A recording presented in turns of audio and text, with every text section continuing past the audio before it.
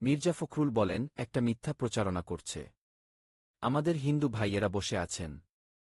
এই দেশে নাকি আপনাদের উপর অত্যাচার হচ্ছে, নির্যাতন হচ্ছে, কারো কাছে চাঁদা চাওয়া হচ্ছে।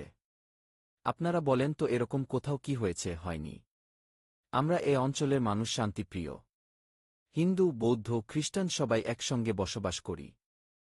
তিনি বলেন, সেনাবাহিনী শেখ হাসিনাকে দুটো চয়েস দিয়েছিল। দুটোর মধ্যে একটাকে বেছে নিবেন।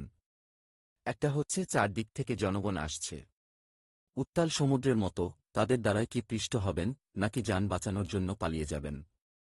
আমি পালাই না, আমি ভয় পাই না। সেই মহিলা জীবন বাঁচানোর জন্য নেতাকর্মীসহ সবাইকে বিপদে ফেলে পালিয়ে গেছে। এই হচ্ছে ফ্যাসিবাদের পরিণতি। মহাসচিব বলেন, গত ১৫ বছর কেউ ভোট দিতে পেরেছেন, পারেন নাই। আমরা সকল জনগণের ভোটের অধিকার ফিরিয়ে দিতে চাই। দেশকে গড়ে তুলতে চাই। শেখ হাসিনা নির্বাচনের নাম করে ক্ষমতায় যায়, পরে গুম করে, খুন করে হাসিনা জোর করে ক্ষমতায় ছিল। এটাই হচ্ছে ফ্যাসিবাদী সরকার। ফ্যাসিবাদীদের ষড়যন্ত্র চলছে, তারা দেশকে বিভক্ত করতে চায়। তাদের সকল অপচেষ্টা প্রতিহত করতে দেশের মানুষকে এক হয়ে লড়তে হবে। জনসভা উপলক্ষে সকাল থেকেই হাজার হাজার নেতাকর্মীর ঢল নামে। দুপুরের মধ্যেই লাখো মানুষে কানায় কানায় পূর্ণ হয়ে ওঠে জনসভাস্থল।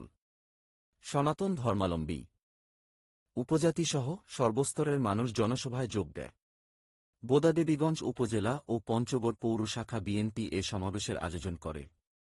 সমাবেশে বিএনপি নির্বাহী কমিটির পল্লী উন্নয়ন বিষয়ক সম্পাদক ও জেলা বিএনপির সদস্য সচিব ফরহাদ হোসেন আজাদের সভাপতিত্বে বিএনপি নেতা ইঞ্জিনিয়ার ইশরাক হোসেন, বিএনপির চেয়ারপারসনের উপদেষ্টা ও প্রখ্যাত কণ্ঠশিল্পী বেবি নাজনীন, সাবেক মন্ত্রী ও বিএনপির রংপুর বিভাগের সাংগঠনিক সম্পাদক আসাদুল হাবিব দুলু, কেন্দ্রীয় বিএনপির আন্তর্জাতিক বিষয়ক সম্পাদক ব্যারিস্টার মোহাম্মদ নওশাদ জমির, জেলা বিএনপির আহ্বায়ক জাহিরুল ইসলাম কাচ্চু, জেলা বিএনপির সিনিয়র যুগ্ম আহ্বায়ক ও পৌর বিএনপির আহ্বায়ক তৌহিদুল ইসলাম, সদস্য সচিব আব্দুল বারী, জেলা যুবদলের সভাপতি ফেরদৌস ওয়াহিদ রাসেল, জেলা স্বেচ্ছাসেবক দলের আহ্বায়ক মাহবুবার রহমান সহ পঞ্চগড় সহ বিভিন্ন জেলার বিএনপি ও অঙ্গসহযোগী সংগঠনের নেতাকর্মীরা। Arif Hossain, M television news desk.